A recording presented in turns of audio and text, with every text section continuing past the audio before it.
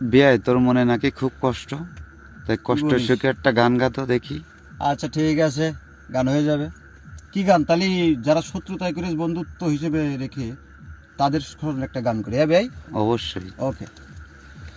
বন্ধু হতে চেয়ে তোমার শত্রু বলে গণ্য হলা, বন্ধু হতে চেয়ে তোমার শত্রু বলে গণ্য হলাম, তবে একটা কিছুই হতে পেরে আমি ধন্য হলাম, শত্রু বলে গণ্য হলাম, বন্ধু হতে চেয়ে তোমার শত্রু বলে